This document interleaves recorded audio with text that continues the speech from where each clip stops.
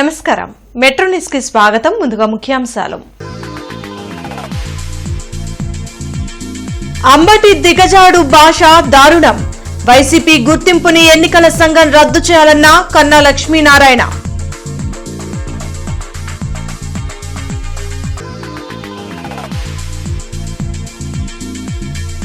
Ambati రాంబాబుపై PD act పెట్టాలి.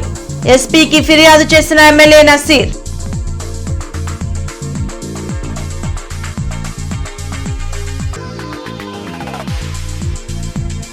కేంద్ర బడ్జెట్లో ఏపీకి పెద్దపీట. అమరావతి పునర్నిర్మాణానికి నిధులు కేటాయించిన కేంద్ర ఆర్థిక మంత్రి నిర్మలా సీతారామన్.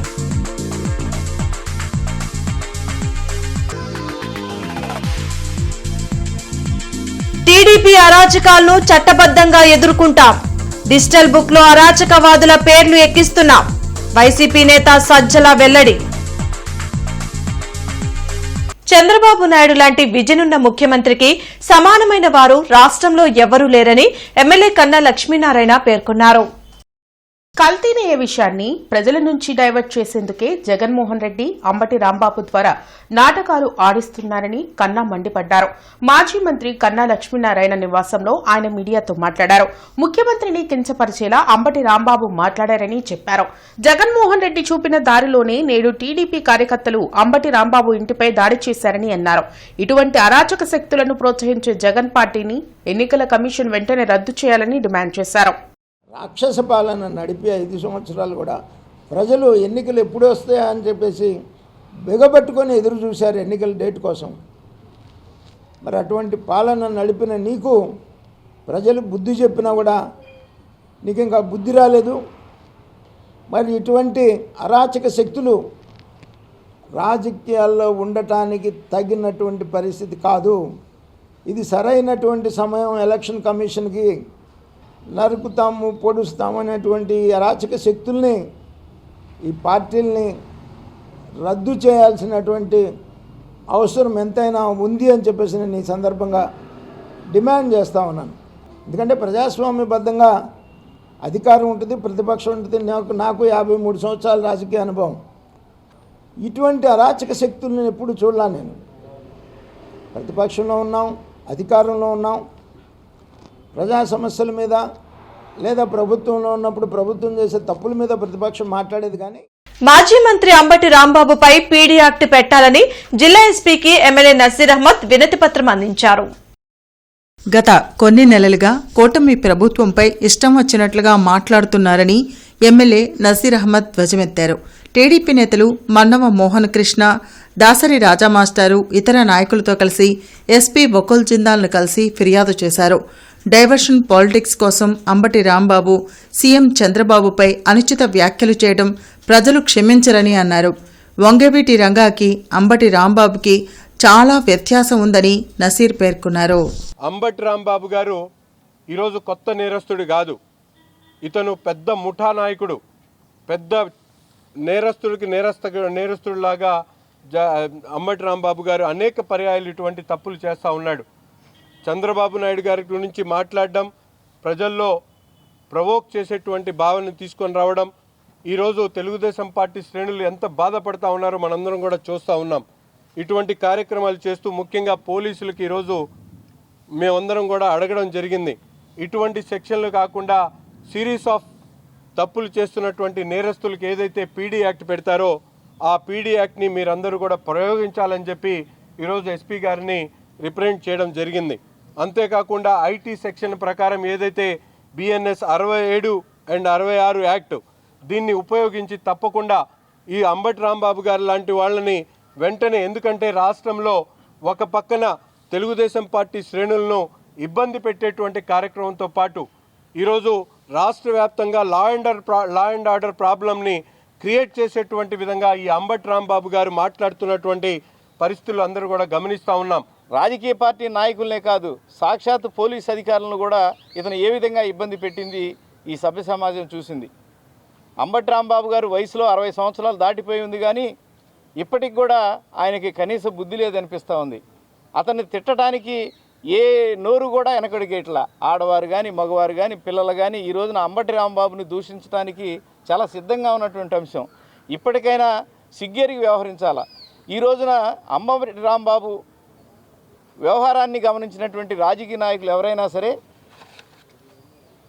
అకారణంగా పెద్ద స్థాయిలో ఉన్నటువంటి అధికారులను కానివ్వండి, ముఖ్యమంత్రి స్థాయి వ్యక్తులను కానివ్వండి దూషించినందువలన ఎటువంటి పరిణామాలు సంభవిస్తాయి అనేది ఈరోజు చర్చనీయాంశం. రాష్ట్రంలో సుపరిపాలన జరుగుతూ ప్రజలు సంతోషంగా ఉంటే చూసి ఓర్వలేక జగన్మోహన్ రెడ్డి అలజడులు సృష్టించేందుకు ప్రయత్నిస్తున్నారని జిల్లా అధ్యక్షులు పిల్లి మాణిక్యరావు ధ్వజమెత్తారు. అంబటి రాంబాబు ఉద్దేశపూర్వకంగానే చంద్రబాబు నాయుడుపై వ్యాఖ్యలు చేశారని జిల్లా అధ్యక్షులు వెల్లడించారు.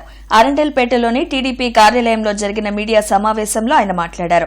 జోగి రమేష్ కూడా లోకేష్ బాబు గురించి అవాకులు చవాకులు పేల్చారని మండిపడ్డారు. అంబటి రాంబాబుపై జరిగిన దాడిని కాపుకులానికి ఆపాదించే ప్రయత్నాలు చేస్తున్నారన్నారు. అంబటి రాంబాబు కేసులో 61, 152 సెక్షన్లను కూడా యాడ్ చేయాలని డిమాండ్ చేశారు. ఈ కార్యక్రమంలో APIDC chairman Degala Prabhakar, AP technology chairman Mannava Mohan Krishna, Vaddanam Haribabu, Kanaparthi Srinivasarao, తాళ్ల వెంకటేష్ యాదవ్, సుఖవాసి శ్రీనివాసరావు, చిట్టిబాబు, రావిపాటి సాయి పాల్గొన్నారు. 40 సంవత్సరాల పాటు రాజకీయాల్లో ఉన్నాడు, అనేక సార్లు ఎమ్మెల్యేగా గెలిచాడు, అట్లాగే అతను మంత్రిగా కూడా చేశాడు. ఇప్పుడు ఒక పార్టీకి జిల్లా అధ్యక్షుడిగా పనిచేస్తూ ఉన్నాడు. అలాంటప్పుడు ఏమీ తెలియకుండా ఒక బుద్ధిమాంద్యం ఉన్నవాడు మాట్లాడాడు, తెలియక మాట్లాడాడు అంటే కుదరదు. ఇది కేవలం రాష్ట్రంలో అలజడులు సృష్టించడానికి జగన్మోహన్ రెడ్డి ఆదేశాలతోటి మాట్లాడినటువంటి మాటలుగా చాలా స్పష్టంగా అర్థమవుతూ ఉన్నాయి. ఇది కాపుల మీద దాడి, కాపుల మొత్తాన్ని లేపేస్తూ ఉన్నారు. ఇది కూడా రాజకీయంగా ఒక రాష్ట్రంలో అశాంతిని క్రియేట్ చేయడానికి, కులాల మధ్య, మతాల మధ్య, ప్రాంతాల మధ్య గొడవలు సృష్టించడానికి. అయితే అంబటి రాంబాబు ఒక్కడే మాట్లాడలేదు. జోగి రమేష్ కూడా లోకేష్ గారిని ఉద్దేశించి ఒళ్ళు కొవ్వు తగ్గింది, కొవ్వు తగ్గితే తెలివి పెరిగిద్ది అనుకున్నాను, బుర్ర కూడా దొబ్బేసింది అని మాట్లాడాడు. మాట్లాడి నా మీద దాడి జరిగిందంటే నువ్వు మాట్లాడిన మాటలు నువ్వు నోరు అదుపులో పెట్టుకోకపోవటం వల్ల వచ్చినటువంటి ఇబ్బందులు అని చెప్పేసి దానివల్ల ఎవరైనా స్పందిస్తాం. ఒకళ్ళంటారు కాపులకి టీడీపీకి అంటారు. ప్రతి పార్టీలో ప్రతి కమ్యూనిటీ ఉంటుంది. కాపులకని ఎలా చెప్తారు? మేమందరం కూడా కాపు నాయకులం కాదా? తెలుగుదేశం పార్టీలో కాపులు ఉంటారు, జనసేనలో ఉన్నారు, వైఎస్ఆర్ పార్టీలో ఉన్నారు. అసలుకి కమ్యూనిటీ అనేది ఎందుకు తీసుకొస్తారు మీరు? జరుగుతున్న అభివృద్ధి, సంక్షేమం వాటి గురించి మాట్లాడుకోకుండా ఇలాంటి దుర్మార్గం గురించి, ఇలాంటి నీచ నికృష్టుడి గురించి రాష్ట్రం మొత్తం మాట్లాడిన విధంగా తెరదీయటానికి వాళ్ళు ఇదొక కుట్రకోణం. దీన్ని అందరూ కూడా గమనిస్తూనే ఉన్నారు. గతంలో కూడా ఎన్నో చూసాం, కోడికత్తి డ్రామా చూసాం, అలానే గులకరాయి డ్రామా చూసాం. ఇప్పుడు మళ్ళా ఈ కొత్తగా ఈ బూతుల డ్రామా మొదలుపెట్టారు. ప్రజలందరూ గమనిస్తూనే ఉన్నారు. వాళ్ళకి అందుకే తగిన తీర్పు ఇచ్చారు. ప్రతిపక్షాన్ని హోదా కూడా లేకుండా ఆ పార్టీని తీసుకెళ్లి బంగాళాఖాతంలో పడేశారు. ఇప్పటికి కూడా అయినా కూడా ఆ పార్టీకి ఏమి వాళ్ళకి బుద్ధి కూడా రాలేదు. 2026-27 కేంద్ర ఆర్థిక బడ్జెట్ ను పార్లమెంట్లో మంత్రి నిర్మలా సీతారామన్ ప్రవేశపెట్టారు. మొత్తం 53,47,315 కోట్లతో ఆర్థిక బడ్జెట్ కాగా పన్నుల చెల్లింపుల నిబంధనలు సడలింపులను ఇచ్చారు. మెడికల్ టూరిజంను ప్రోత్సహిస్తూ నిర్ణయం తీసుకున్నారు. రాజధాని అమరావతి అభివృద్ధికి బడ్జెట్లో నిర్మలా సీతారామన్ నిధులు కేటాయించారు. Hubs for medical value tourism. To promote India as a hub for medical tourism services, I propose to launch a scheme to support states in establishing 5 regional medical hubs in partnership with the private sector. These hubs will serve as integrated healthcare complexes that combine medical, educational and research facilities. They will have Ayush centers, medical value tourism facilitation centers and infrastructure for diagnostics, post-care and rehabilitation. These hubs will provide diverse opportunities, job opportunities for health professionals, including doctors and AHPs. Supreme court నియమించిన vulnerable witness committee Andhra Pradesh high court vulnerable witness సెంటర్ల committee సహకారంతో ఈరోజు collector కార్యాలయ ఆవరణలో న్యాయాధికారులకు శిక్షణా కార్యక్రమాన్ని నిర్వహించింది. ఈ సందర్భంగా జస్టిస్ గీతా మిట్టల్ మాట్లాడుతూ పిల్లలు, వికలాంగులు, దుర్వినియోగానికి గురైన బాధితులు వంటి వర్నబుల్ సాక్షులకు అనుకూలమైన కోర్టు వాతావరణాన్ని కల్పించడమే కమిటీ లక్ష్యమని చెప్పారు. స్క్రీన్లు, అనువాదకులు, విరామాలు, సహాయక వ్యక్తులు వంటి ప్రత్యేక చర్యలను వినియోగించి నిందితుడి హక్కులకు భంగం కలగకుండా న్యాయమైన వాంగ్మూలం అందేలా చూడాలని పేర్కొన్నారు. దర్యాప్తు నుంచి తీర్పు వరకు వివిధ దశల్లో పాటించాల్సిన మార్గదర్శకాలను అనేక న్యాయ తీర్పులు నిర్దేశించాయని, వాటిని పోలీసులు, వైద్యులు, మేజిస్ట్రేట్లు తప్పనిసరిగా పాటించాలని ఆమె తెలిపారు. So I think we must agree that court environment, formal, which is formal and austere, inhibits even adults and would result in terrified silence. It will certainly not give you the testimony you need to decide a case fairly. I'm not saying a conviction. You have to be fair to the accused, you have to be fair to the victim and the witness, and you have to do substantial justice, real justice. But this environment per se is very formidable and it's very awe-inspiring. It results in terrified silence. Those of us who have not come out of the shell, a Padanashi lady or an old mother who's been beaten by her daughter-in-law and her son, a child who's been abused. హింసను create చేయడమే Chandrababu లక్షణమని YCP రాష్ట్ర coordinator Sajjala Ramakrishna Reddy విమర్శించారు. మాజీ మంత్రి అంబటి రాంబాబు కుటుంబాన్ని party నాయకులతో కలిసి సజ్జల పరామర్శించారు. కూటమి ప్రభుత్వానికి ప్రజలు అధికారమిచ్చింది ప్రశ్నించే గొంతులను వేధించడానికా అని నిలదీశారు. కల్తీ లడ్డు అంటూ ఊరు పేరు లేని ఫ్లెక్సీలను ఏర్పాటు చేస్తే వాటిని పోలీసులు తొలగించాలన్న సజ్జల టీడీపీ అరాచకాలను చట్టబద్దంగా ఎదుర్కొంటామని స్పష్టం చేశారు. డిజిటల్ బుక్లో అరాచకవాదుల పేర్లు ఎక్కిస్తున్నామని, మేము అధికారంలోకి వచ్చాక వాళ్లు చట్టం నుంచి తప్పించుకోలేరని హెచ్చరించారు. ఆ రోజు టీడీపీ ఆఫీస్ కనే మళ్ళీ చెప్తున్నా, టీడీపీ ఆఫీస్కి ఆ రోజు వైఎస్ఆర్సీపీ నాయకులు ఊరు పోలే, ఇక్కడ ఎమ్మెల్యే వచ్చి నిలబడినారు. నాకు తెలిసి మిగిలిన నాయకులు కూడా ఈ సందులోనే ఎక్కడో ఉండాలి. అప్పుడు ఎక్కడో ఇక్కడే ఉన్నారు అందరూ ఎమ్మెల్యేలు, సీనియర్ నాయకులు ఉండాలి. అప్పుడు ఒక జరగల. ఆ రోజు అందులో మళ్ళీ గుర్తు చేస్తున్నా, ఇది ప్రజలు కూడా తెలియాల. ఆ రోజు ఆ పట్టాభి అనే వ్యక్తి మాట్లాడిన బూతు మాట ఆవేశంలో వచ్చింది కాదు, ఎవడో ఎదురెదురు నిన్నట్లాగా ఆ స్పర్ ఆఫ్ ది మూమెంట్లో కోపంలో వచ్చింది కాదు. చాలా కూల్గా 10 సార్లు రిపీట్ చేశాడు బోసడికే ఎవరిని? ముఖ్యమంత్రి. దాని మీద ఆవేశంగా పోయిన దానికి సంబంధించినంత వరకు కేసు అప్పుడే పెట్టావు, అది అయ్యింది, ఏం కావాలి.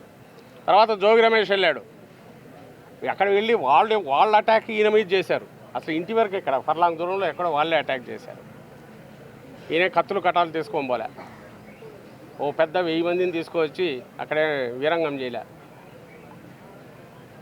చంద్రబాబు నాయుడు గారికి ఫస్ట్ నుంచి ఉన్న లక్ష్యం హింసను క్రియేట్ చేయడం. అపోజిషన్లో ఉన్నప్పుడు అదే చేశారు. The school education services association రాష్ట్ర సర్వసభ్య సమావేశం గుంటూరులో జరిగింది. హిందూ హై స్కూల్లో నిర్వహించిన ఈ సమావేశంలో ఏపీ ఎన్జీఓ అసోసియేషన్ అధ్యక్షులు Vidyasagar, school education services association రాష్ట్ర అధ్యక్షురాలు పద్మకుమారి, రమణ, శ్రీనివాస్, వజ్రబాబు, టీవీ శ్రీనివాసరావు తదితరులు పాల్గొన్నారు. స్కూల్ ఎడ్యుకేషన్ సర్వీసెస్ లో ఉద్యోగులు ఎదుర్కొంటున్న సమస్యలపై చర్చించారు. ఐక్యంగా ఉంటేనే తమ సమస్యలు పరిష్కారం అవుతాయని విద్యాసాగర్ అన్నారు. రాష్ట్రంలో ఉన్నటువంటి వ్యవస్థలన్నింటినీ కూడా గురుతర బాధ్యతతో చూస్తున్నటువంటి గురువులకి మీ సర్వీస్, మీరు చేసే సర్వీసెస్, వాళ్ళ తనక సర్వీస్ మ్యాటర్స్ అయినా, వాళ్ళ ప్రమోషన్స్ అయినా, వాళ్ళ తనక రావాల్సినటువంటి రాయితీలైనా సరే మీరు కష్టపడి చేస్తున్నటువంటి బాధ్యతతో చేస్తున్నటువంటి మీకు ఇబ్బంది లేకుండా చూసుకోవాల్సినటువంటి పరిస్థితిలో సంఖ్యాపరంగా మీ ఉన్నటువంటి సంఖ్య అంత తక్కువైనా సరే మీ ఇచ్చినటువంటి ఈ రిపోర్ట్లో న్యాయమైనటువంటి డిమాండ్స్ ఏదైనా ఇబ్బంది కలిగినా సరే న్యాయమైన డిమాండ్స్ని ఖచ్చితంగా మనం సాధించుకోవడానికి మీరు ఒక తాటి మీద రావడం, ఐక్యంగా ఉండడం, ముఖ్యంగా సుదూర ప్రాంతాల నుంచి కూడా మీరందరూ కూడా ఏకీకృతం కావడం అనేది నిజంగా శుభ సందర్భంగా భావిస్తూ ఆరాగ్రహారంలోని గంగా భ్రమరాంబ సమేత మల్లేశ్వర స్వామి దేవాలయంలో మాఘ పౌర్ణమిని పురస్కరించుకుని విశేష పూజలు జరిగాయి. బ్రవరాంబ అమ్మవారికి నిర్వహించిన లక్ష కుంకుమార్చనలో సుహాసినులు పాల్గొన్నారు. సకల శుభాలు కలగాలని అమ్మవారిని వేడుకున్నారు. లోక కళ్యాణార్థం ఈ పూజను చేపట్టినట్లు ఆలయ అనువంశిక ధర్మకర్త బుచ్చిరామ శాస్త్రి తెలిపారు. కార్యక్రమంలో ఆలయ ఈవో విజయతో పాటు ఇతర అర్చకులు పాల్గొన్నారు.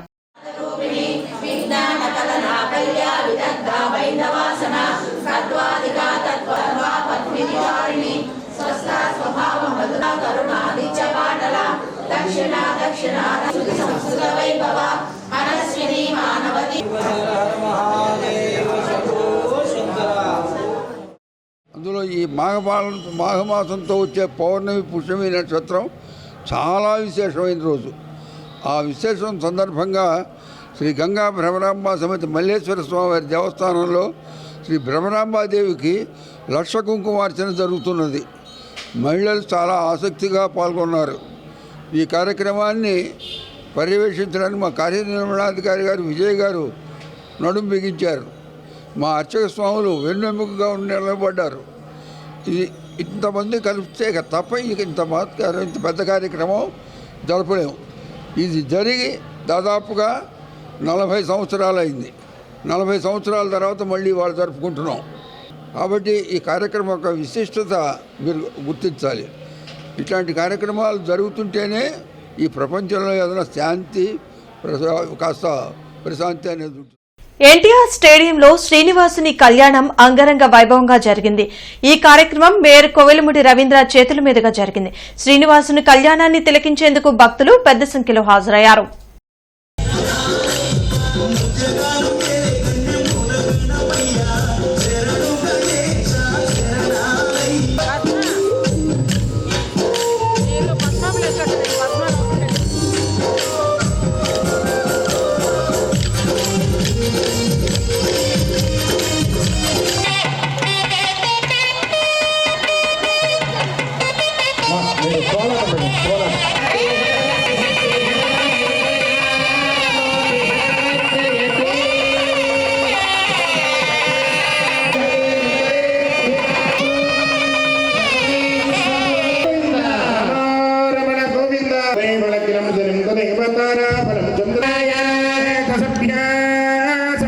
జేకేసీ కళాశాల మైదానంలో ఏపీ పవనిజం అసోసియేషన్ ఆధ్వర్యంలో ఏర్పాటు చేసిన T10 క్రికెట్ లీగ్ టోర్నమెంట్ ఈ రోజు అట్టహాసంగా ప్రారంభమైంది. 3 రోజుల పాటు జరగనున్న ఈ టోర్నమెంట్ పోటీలకు ముఖ్య అతిథులుగా మాజీ MLC Nagarjuna educational society president doctor Rayapati Srinivas మరియు గుంటూరు జిల్లా టీడీపీ అధ్యక్షులు పిల్లి మాణిక్యారావు హాజరై జ్యోతి ప్రజ్వలన చేసి టోర్నమెంటును లాంఛనంగా ప్రారంభించారు. క్రీడలు శారీరక దృఢత్వంతో పాటు మానసిక ఉల్లాసాన్ని ఇస్తాయని, చదువుతో పాటు క్రీడల్లోనూ ప్రతిభ కనబరిచే యువతే రేపటి సమాజానికి ఆదర్శమని మాజీ MLC Nagarjuna educational society president doctor Rayapati Srinivas పేర్కొన్నారు. పిల్లి మాణిక్యారావు మాట్లాడుతూ ఏపీ పవనిజం అసోసియేషన్ యువత కోసం ఇటువంటి మంచి కార్యక్రమాన్ని నిర్వహించడం అభినందనీయమని కొనియాడారు. క్రీడాకారులు తమ ప్రతిభను చాటుకొని రాష్ట్ర, జాతీయ స్థాయికి ఎదగాలని ఆకాంక్షించారు. అనంతరం అతిథులు క్రీడాకారులను పరిచయం చేసుకుని బ్యాటింగ్ చేసి ఉత్సాహపరిచారు. మాజీ మంత్రి అంబటి రాంబాబు ఇంటిపై జరిగిన దాడిపై హైకోర్టు సీరియస్ అయింది. అంబటి రాంబాబు సతీమణి వేసిన హౌస్ మోషన్పై హైకోర్టు విచారించింది. అంబటి కుటుంబానికి 24 గంటలు రక్షణ కల్పించాలని పోలీసులను ఆదేశించింది. శాంతి భద్రతలు అదుపులోకి వచ్చేంతవరకు సెక్యూరిటీ కొనసాగించాలని తీర్పులో పేర్కొంది. తెలుగు కావ్య మదనం పద్య పాఠశాల 3వ వార్షికోత్సవం వైభవంగా జరిగింది. బ్రాడీపేట 2/7లోని సిపిఎం కార్యాలయం ప్రాంగణంలో జరిగిన ఈ ఉత్సవ సభలో దేశ విదేశాల నుంచి పలువురు పద్యప్రియులు, రచయితలు వచ్చారు. ఈ సందర్భంగా జరిగిన సభకు పాఠశాల వ్యవస్థాపకుడు పూసపాటి కృష్ణసూరి కుమార్ అధ్యక్షత వహించారు. అనంతరం ఆయన మాట్లాడుతూ 3 సంవత్సరాలుగా వాట్సాప్ గ్రూప్ ద్వారా దేశ విదేశాల్లోని వందలాది మందికి పద్యాలను రచించడంలో శిక్షణ ఇస్తున్నట్లు చెప్పారు. తృతీయ వార్షికోత్సవాలను 2 రోజుల పాటు నిర్వహిస్తున్నట్లు పేర్కొన్నారు. అనంతరం అమరావతి సాహితీ మిత్రుల సంస్థ అధ్యక్షుడు రావి రంగారావు పద్యరచనలో ఆధునికత గురించి వివరించారు. పట్టాభి కళాపీఠం వ్యవస్థాపకుడు తూములూరు రాజేంద్ర ప్రసాద్, నిశ్చల సుబ్రహ్మణ్య శాస్త్రి తదితరులు ప్రసంగించారు. పూసపాటి శిష్యులు 11 మంది రచించిన పుస్తకాల ఆవిష్కరణ జరిగింది. అనంతరం పద్యగురువు పూసపాటి దంపతులను శిష్యులంతా కలిసి శాలువ, పూలమాలతో ఘనంగా సత్కరించారు. 2018లో మొదలుపెట్టాం. ఇది మనదైన ఘనమైన పద్యమును కాపాటకు ఉచిత పద్య శిక్షణ, ఎవరి దగ్గర ఒక పైసా కూడా ఆశించకుండా, వయస్సుతో సంబంధం లేకుండా 20 సంవత్సరాల నుంచి 85 సంవత్సరాల వయసు దాకా నా దగ్గర ఉన్నారు. ముఖ్యంగా తెలుగు టీచర్ ఒక తెలుగు టీచర్ ఖచ్చితంగా పద్యం నేర్చుకుంటే కొన్ని వేల దీపాలను వెలిగిస్తుంది అనే ఉద్దేశంతో తెలుగు టీచర్లను ప్రొజెక్ట్ చేసుకుంటూ ఈ యొక్క తెలుగు కావ్యం స్థాపించడమైంది. ఇది గురువుల నిర్ణయం దగ్గర నుంచి శతకములు రాసేదాకా మా పిల్లలు నేర్చుకున్నారు. చక్కగా ఇప్పటికీ పోయినసారి ఒక 13 పుస్తకాలు, ఈసారి 11 పుస్తకాలు ఆవిష్కరణ జరిగినాయి. చక్కగా నేర్చుకుని చక్కగా రాస్తున్నారు. ఇది ఇట్లా కొనసాగుతూ ఉంటుంది. ఇలాగ నిరంతరం కొనసాగుతుంది. మా శిష్యుల యొక్క బృందంతో సహా వారి యొక్క ఆశీస్సుతోటి వారి దీంతో సాధిస్తారు. ప్రతి సోమవారం కలెక్టరేట్, ఎస్పీ, కార్పొరేషన్ కార్యాలయాల్లో ప్రజా ఫిర్యాదుల పరిష్కార వేదిక కార్యక్రమాన్ని నిర్వహిస్తున్నారు. ప్రజలు తమ సమస్యలను అధికారుల దృష్టికి తీసుకువెళ్లి వాటిని పరిష్కరించుకోవాలని ఉన్నతాధికారులు సూచించారు. కార్పొరేషన్ కార్యాలయంలో పీజీఆర్ఎస్ జరగనుంది. జిల్లా, నియోజకవర్గ, మండల స్థాయిలో ఈ ప్రజా ఫిర్యాదుల పరిష్కార వేదిక కార్యక్రమం నిర్వహించనున్నారు. ప్రజలు తమ అర్జీలను మీకోసం.ap.gov.in లో కూడా నమోదు చేసుకోవచ్చని కలెక్టర్ తమీం అన్సారియా సూచించారు. రెవెన్యూ సమస్యల పరిష్కారం కోసం రెవెన్యూ క్లినిక్లను సద్వినియోగం చేసుకోవాలని పేర్కొన్నారు. అలాగే దివ్యాంగుల కోసం ప్రతి 4వ శనివారం అర్జీలు స్వీకరించే కార్యక్రమాన్ని చేపట్టినట్లు తెలిపారు. బులెటిన్ ముగించే ముందు ముఖ్యాంశాలు మరోసారి. అంబటి దిగజాడు భాష దారుణం, వైసీపీ గుర్తింపుని ఎన్నికల సంఘం రద్దు చేయాలన్న కన్నా లక్ష్మీనారాయణ.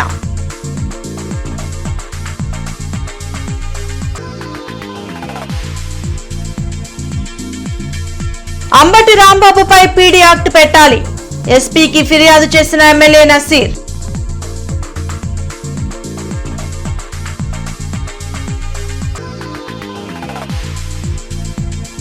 కేంద్ర బడ్జెట్లో ఏపీకి పెద్దపీట, అమరావతి పునర్నిర్మాణానికి నిధులు కేటాయించిన కేంద్ర ఆర్థిక మంత్రి నిర్మలా సీతారామన్.